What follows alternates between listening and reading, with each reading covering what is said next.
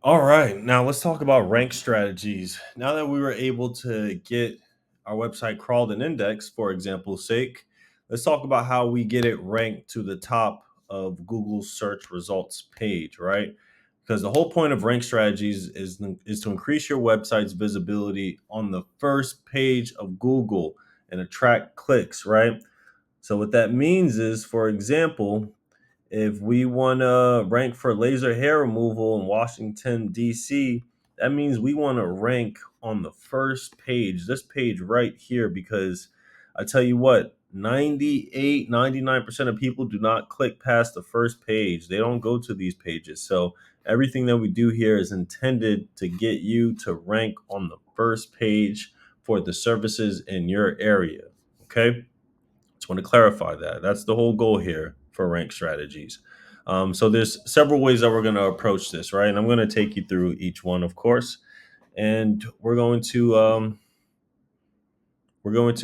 start with the most basic strategy, which is keyword optimization. If you're somewhat familiar with SEO, then you probably heard of keyword optimization before. And it is very simple. It's literally the practice of placing certain keywords, well, specific keywords, in very strategic places on your page, right? So when it comes to keyword optimization, we want to put it in these four key areas. We want to put it in the heading. We want to put it in the metadata, which I'll show you what that means. Put it in the URL, and we're going to put it in the body, right? So I'm going to go back to our landscape professionals, and I'm going to go to landscape design, right? Okay, so when it comes to keyword optimization, it's clear that this page, this service page, is about landscape design, right? Let me pull a tab over here so I don't get lost. So it's about his whole keyword here is for landscape design, right? So the first thing he did was put it in his heading, which is right here. This is the heading. This is the main title of the article. If I open this up here and I go to his headers, we can see, you can see right in this header says landscape design services, right? H1 says landscape design, right? So we know the main keyword here on this particular page is landscape design, right? So he put it in a few key areas. The first one, like I mentioned, was his heading, right? Um, the second place that he put it was in his metadata, right? Metadata is really just a fancy word of, it's just a fancy way of saying a title on search results pages, right? So if I put landscape design and bloom, blooming gardens, okay, blooming gardens. Just want to show you really quickly okay, so no. Now, okay, so this is your metadata, right? It's really just the title and description that shows up on search results pages, right? So you want to make sure that you have your keyword, most importantly, inside of your meta title, or what's called, your your page title. So you want to make sure that you have it in here. To access this on your website, all you have to do, like I said before, since every website is different, you may have to Google this, but it's really easy to find. You type in meta title, and let's say you have a Wix website. So I'll type in meta title Wix, and look here, adding SEO title tags and meta descriptions to your pages. You can do the same thing with Squarespace, right? Right? Or if you have WordPress and you're using a plugin, same thing. Oops, Squarespace. I can't type right now. So adding SEO descriptions. All right. See, so they already have all the documentation that you need to be able to find this. The only thing you need to do is just put in a little bit of search effort to find what you're looking for as far as how it pertains to your particular website, right? And so these folks also did it here. We can see their metadata, or their meta title has landscape design in Atlanta, Buckhead, and Smyrna. Um, so that's where they did it right on their end. The next place that they put the keyword in was in their URL. If you don't know what a URL it's this. It's literally just like this. This is a URL. This whole thing is just a URL, right? And what they did was they named the URL landscape dash design, right? And this is how Google is able to tell what this page is all about. Now, that way, if someone types in landscape design in Buckhead, or landscape design in Smyrna, or landscape design in Vinings, Google, when they crawl this page, they're easily able to determine what this page is about because we put keywords in these strategic areas where they pay attention to the most. They pay attention to the URL or what the URL says. Pay attention to what the main title of the page says, right? And they're also paying attention to what the page title of this page is saying. So landscape design again. And so after seeing that consistency, they can see that, okay, this page is about landscape design in Buckhead and Smyrna and Atlanta, right? So that's what they did. That's keyword optimization in a nutshell. And then you could also put the keyword in the body, but you don't have to overdo this. You want to stick to using natural language. You don't want to stuff your content with a bunch of keywords because you think keywords work. You don't have to treat it that way. Keywords are pepper to the steak. Okay. You don't want to over season this. You just want to have enough to ensure that Google's going to be able to easily tell what this page is all about. But when you're writing in the body, you don't have to write landscape design this, landscape design that. You're just using natural languages. You're just using natural language talking about your services. Okay. So as I say here, as part of our landscape design and process services, we include you in every step. So again, just using natural language, talking to your audience the way you would talk to them on the phone or through a conversation, or maybe even through a commercial, even. But you don't have to overstuff these keywords. Okay, so that's keyword optimization in a nutshell. Okay, very simple. The next thing you're going to do to rank is what we call content optimization. Um, so content optimization is essentially a content creation strategy that helps you expand how people find your website. You heard me talk about this earlier when talking about Bloom and Gardens. They didn't just create a page talking about landscape design. They created a page for every single possible service that they offer, all the way from landscapes to hardscapes to full service maintenance to specialty services. They created a page for every single service that they have because they want to expand the potential for their website getting discovered. So now when someone's not just going to find them by typing in landscape design, they're going to find them by typing in landscape process, dry creek beds, mulch installation, irrigation design and installation, irrigation repairs. Like they're going to find them by typing in all these keywords in these various areas.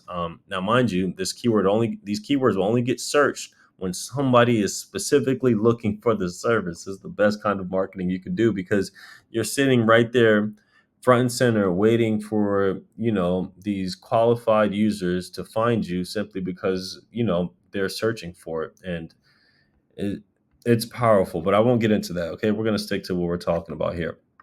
So anyway, content optimization, it's really the process of, expanding how your website can be discovered. And if you want to make money, you want to create a page for every single service that you offer because it is very likely that someone is searching for those specific services and they can find you first, especially if you've created content tailored to speaking to that audience, right? So that's going to be very important. The second thing I have here is just based on user intent. User intent is just a way of saying why somebody searched for, let's say landscape design, right? So if somebody typed in landscape design, Marietta, Georgia, their user intent is to purchase the service or purchase a service or do research or get a quote or something of that nature, right? So when you're creating content, you want to create content with the user's intent for searching that keyword in mind. Okay. You want to keep that in mind when you're creating content because if you design your content around the reason why they searched, then you're way more likely to rank, have a more positive user experience, which will in turn grow your rankings for that particular keyword. Okay. So there's that. And then the next thing is location optimization. I spoke about this earlier. I've slightly hinted at it, but this is just another way for you to expand your website's discovery. So instead of creating pages for all the services that you offer, you're going to be creating pages for all the locations that you serve. Okay, all the cities that you serve around you. If you serve more than one city, if you go out to people's houses and you do all this kind of work like blooming gardens, then you want to create pages for each and every area that you serve, like they did here. The next level to this is to create service pages for each and every location that you're serving. That's really the next level to this. It's pretty much taking all of these services here and dedicating them individually to each area. That is just how you create this layer of content that is specifically created to make you more money, because everything that we're doing targets the services that you offer and the locations and areas that you offer those services in.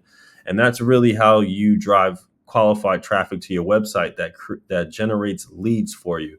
You're specifically targeting services that people are already searching for on Google every single day, and you're putting yourself front and center to capture that business. Okay. So that's location optimization. You want to create pages specifically tailored to the location that you're serving. And you don't want to just, say that, oh, you don't want to just say, oh, Dunwoody, Georgia. You want to talk specifically about the landmarks and the things that's around this city. That way Google can understand that this content is unique and you're talking to this particular audience inside this very hyper local environment, which will increase the likelihood that you get found for your services. So, as they said, a fairly new Atlanta suburb, Dunwoody, recently celebrated its 10th year. Dunwoody is known for its award winning restaurants and booming businesses. You see how they're talking specifically about the location that's around. That's what you want to do in your content as well. At the same time, you're also talking about the services that you offer in that area. Okay. And this is how you do location optimization. And the more of these types of pages that you create that are tailored to a particular service in a given area, the more likely it is that you will attract that audience who's going to search for you, who's going to, land on your website, and then possibly follow up with a phone call, request a quote or a consultation or anything like that. Okay. And then the last part I want to talk about here is Google Business Profile. Okay, if you're not familiar with Google Business Profile, it's pretty straightforward, and I'm sure you've seen it already. Let's see if I can. All right, so this is a Google Business Profile here, right? All right.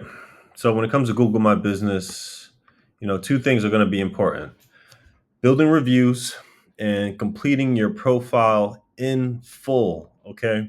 The reviews are self explanatory. The more reviews you get, the better off you'll be. The more your listing is going to get shown for a particular service in a particular area, right? So if your service is in Mableton, Georgia, then you're going to show up a lot more often in Mableton, Georgia when people are looking for lawn care services. Uh, you want to keep growing your review count mainly because it just it makes you look better, right?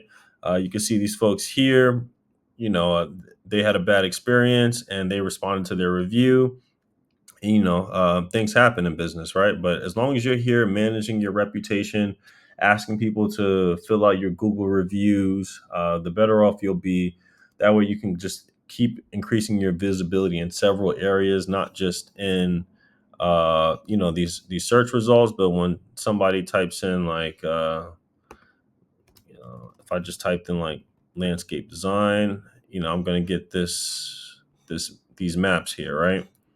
And so the more reviews you have, the better off you'll be. The more likely it is that you'll show up here, and you kind of just take things from there.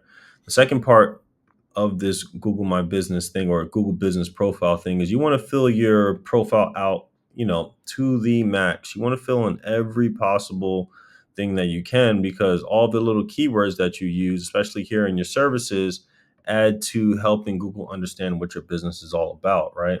And so when people start to type in these particular things, they understand that, this business listing has this service built inside of their listing. And so it's more likely that they'll show you when someone's typing in garden design or irrigation repair, irrigation systems, right? So those are the main things that you want to do. You want to fill this out completely. You want to have photos in here.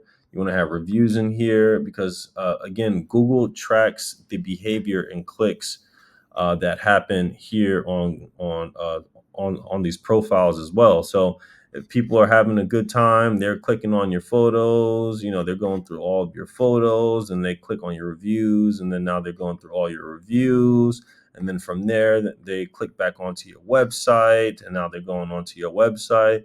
All of those signals go back to Google, and it registers to them that this is a good business. This is a good website. This is a good Google listing. We want to show this business more often for these particular keywords, right? And that's just the gist of Google Business Profile. I can go a lot deeper on Google Business Profile, but for now, I think it's just important that you focus on completing the profile in full, every single field, as much as you can, and also focus on building positive reviews. Okay. So those are the rank strategies: keyword optimization, content optimization, location optimization in your Google Business Profile.